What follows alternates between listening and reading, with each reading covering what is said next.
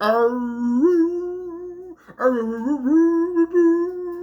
aroo, aroo, aroo.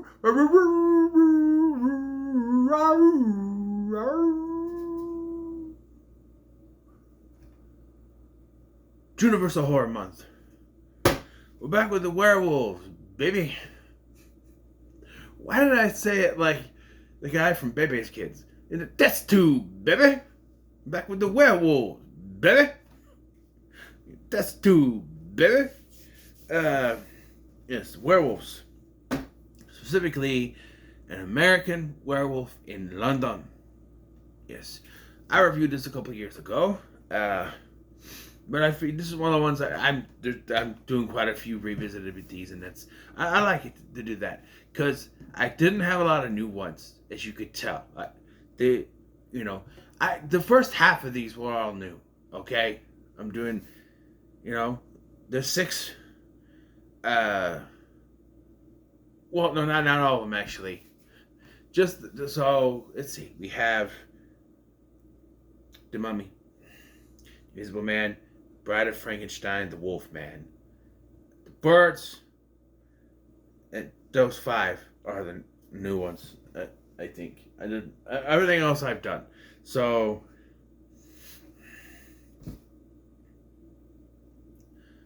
but at least I did include some that are new, which but yes. So, American Werewolf in London.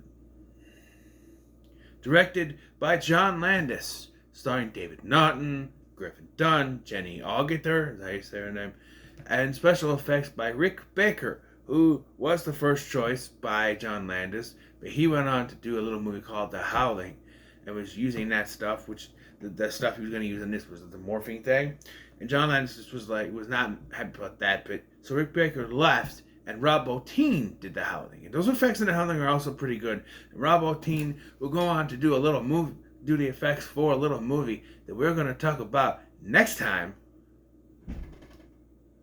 And we're not going to slam the goddamn door when we do it.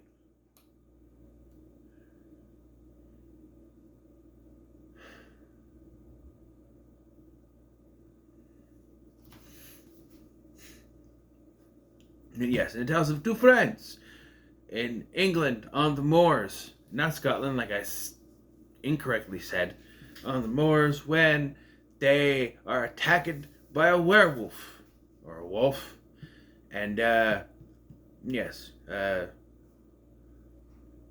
Jack dies, but David is infected with the virus and becomes a werewolf. He falls in love with a nurse named, what the hell's her name? Heather or some shit.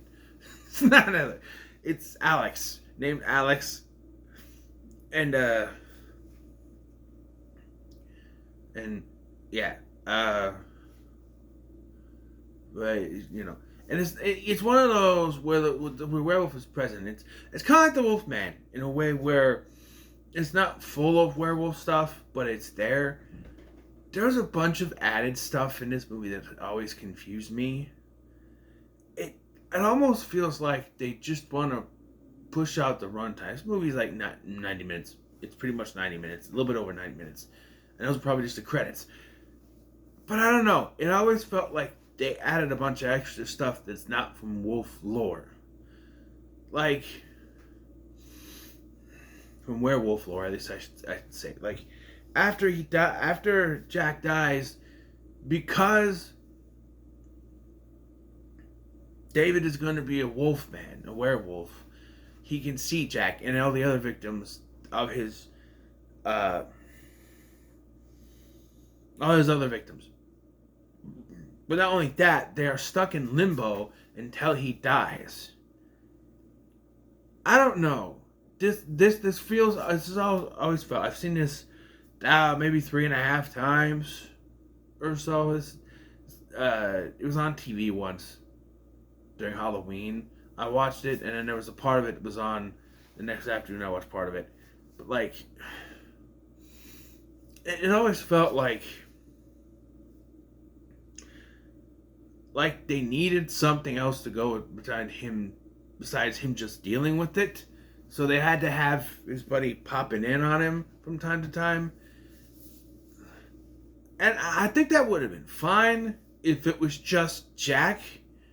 But then you have that theater scene, which is fine. You got all these other effects, these people showing up. What I don't like, so Rick Baker's effects are fantastic in this movie. But I like the effect when Jack first shows up. He's got the old scar thing on his face. Yeah, that's great. And the effects of the other people in the theater are great. But as the movie goes on, they decided that Jack should start to decompose. And it goes from this great effect to him just being gray. And it always just kind of, I don't know, I never really cared for it. It just kind of, I don't know, kind of meh. You know? Yeah. I also, watching it this time, I have a bit of a not disappointment, what is it? So the whole thing with when they go to the slaughtered lamb, it's like they want to warn them, but not directly tell them. Like when they first go, they're like, "Stay off the moors, just stay on the path, don't go on the moors. Trust me." Like, you know, they don't tell them anything. And when the inspector comes along to try to figure out what's going on, one guy tries to tell me, the guy goes, "Hey, no," and takes him away. He's like, "Why? Why are we?" And it's one of those things where, sure, if he had said something, like, "Oh, well, okay, werewolves? Okay, we're not gonna go on there." Then again, if you got these kooks inside of a place like the Slaughtered Lamb, yelling about werewolves, "Don't go on the moors, there's a werewolf out there, he invites you." And they'd be like, "Yeah, whatever," and still go on the moors. And then same thing with the inspector. You tell him it's not going to rush through because he'd be like, "Werewolves? Pfft, you werewolves." You know, because it's not a believable thing. So I don't understand why they can't just say it. Right? And then you have the love story. What love story? It's like the line from Stephen King said, "Hey, Wheezy, how's your sex life?" "What's your sex life?" It's like, what is this? They meet each other it's fine, and I know it's a movie, and you gotta kind of rush the thing. It's not like a TV show where you can build up to it. You know, you can't have 10 seasons of Ross and Rachel here. Arguably, they really stopped caring halfway through that show. But anyway, they just, "Oh, we can get together. Oh, you cheated on me." Big old 8-page list back and front. Okay, no. But they were on a break, by the way. But no, it's just like they meet each other in the hospital because she's his nurse. She takes him home. She fucks him. And then it's like, you know, later when they're in Piccadilly or whatever in the middle of the walkway, he's freaking out trying to get arrested so she's safe. He's like, "The Queen is a man. Winston Churchill was full of shit." Blah, blah, blah, blah. He's going around and he's trying to get arrested. But the cop, if real life, this cop would have arrested him saying all that shit. He would have. But no, this is a movie. So yeah, "Oh, come on, quit joking. Quit joking. He is besmirching your queen. Your former, was he Prime Minister? Prime Minister, right? Winston Churchill was Prime Minister. Right? I'm assuming. But, yeah, it's just like, whatever it is. But, yeah. And then he's like, "I love you. I have to go, I love you." He kisses her and he runs off. And at the end, when he's all turned into a werewolf, she's like, "David, I love you." And it's like, but you've barely spent any time together. Literally. They fuck. And then she goes off to work. He has his first transformation. And then he wakes up naked, running around. He runs back to her. They have a conversation. Then they go out the thing. He starts freaking out, runs off, goes to a porno theater in Piccadilly, right? And then by the time they meet up again, he's a werewolf again. And then she's like, I love you. And it's just like, there's not much to it. Right? I'm ranting here, I know. But there's not much to their relationship in this movie. You know, they did not know each other before this. You know, if it was in the script that it was his girlfriend that was traveling with him and Jack, you know, and it was at a hotel they were staying in or something. I don't know. If they're already together, I think it would work better. But they just met, so I don't know. I really don't know.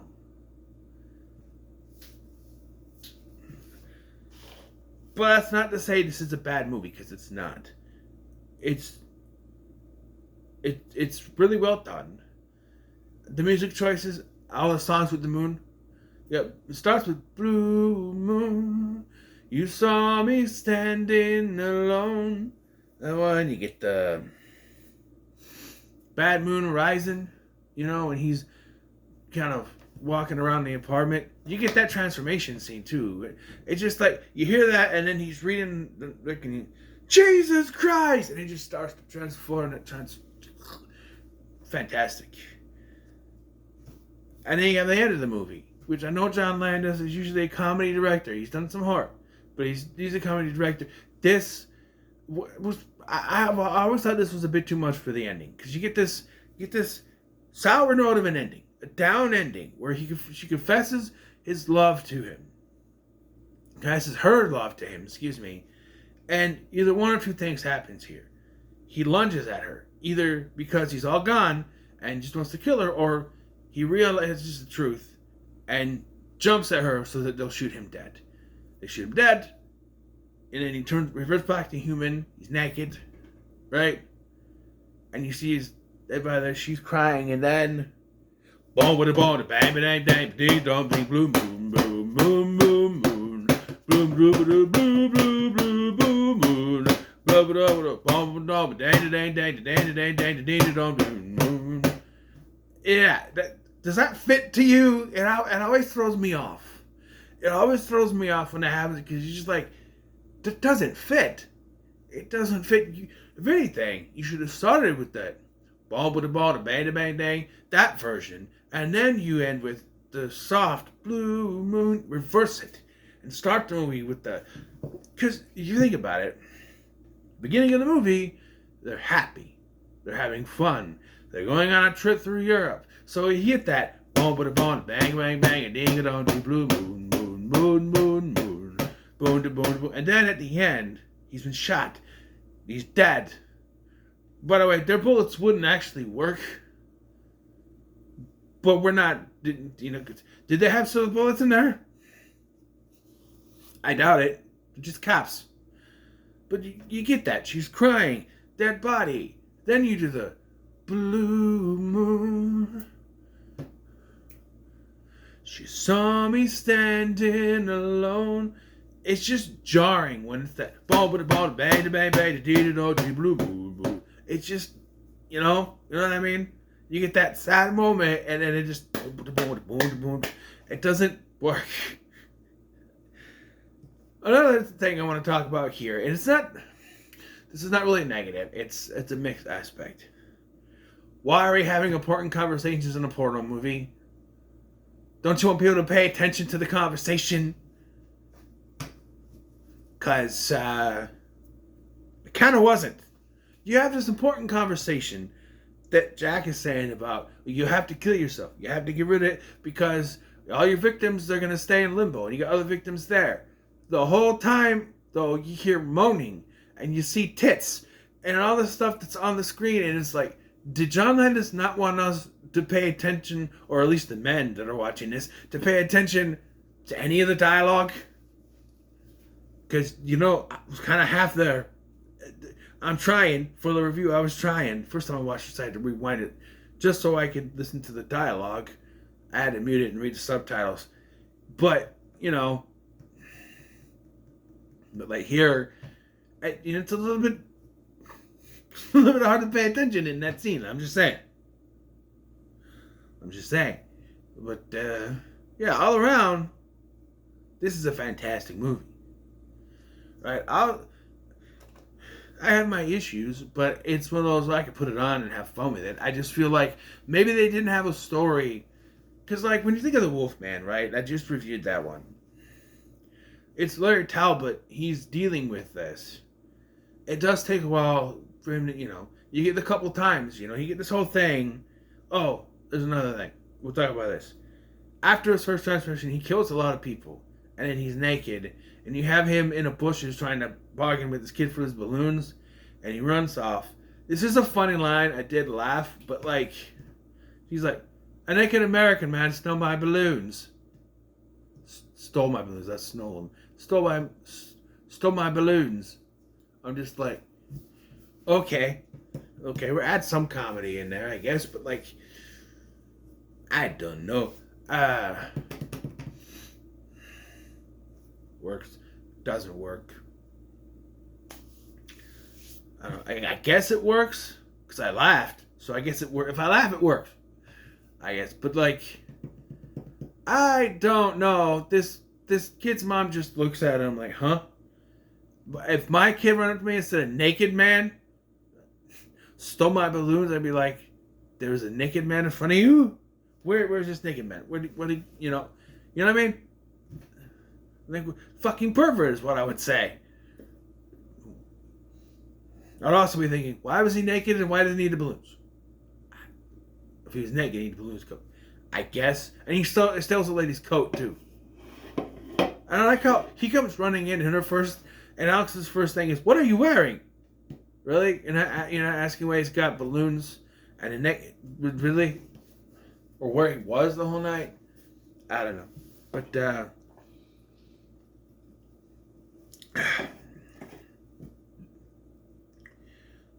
I do enjoy this movie. I really do. And for what it was, I enjoyed the sequel. It's not a good movie, but it's one of those not so good sequels that I can sort of enjoy. The CGI is terrible, and that's the worst part of the movie. But it's got some. Like I like Tom Everett Scott in that movie, and they try to connect this. I wish they would have done more direct sequel because, and I thought about this too. There's a scene where he's in Piccadilly. He's on the phone, right? He's talking to his little sister, and so at that moment I'm thinking, yeah. Do that. In 1997, make a movie about his sister, now 26 years old, because she was 10 here, and that's 16 years later. Now 26 years old, she's her own person, and she has enough money now, she flies to London to figure out what happened to her brother. He gets in contact with Alex and finds that Alex has a 15-year-old daughter, because we know from the sequel she was pregnant. And it's obvious. And, do that. Maybe the sister brings her boyfriend and his friends or a group of friends with, that sort of thing. You could do that as a story instead of making it unrelated and not really connecting much other than implying that the female character that Tom Everett Scott was after is the daughter of David and Alex. Make it more direct, you know what I mean? But as it stands, this movie gets a very high. Pretty good. Yes. So, as I mentioned, next we will be looking at a movie. So we've been jumping around. Right, we started in the 30s, we went to the 40s, the 60s, 70s, the 80s. We're gonna jump now only 1 year in time. The following year in 1982, to that movie I mentioned. Rob Bottin did the effects. Ennio Morricone did the score, and the director was John Carpenter. Until then, what are your thoughts on American Werewolf in London? Let me know in the comments below. Make sure to like, share, and subscribe. Thank you for watching. I'm Scotty, and I'll see you in the next one.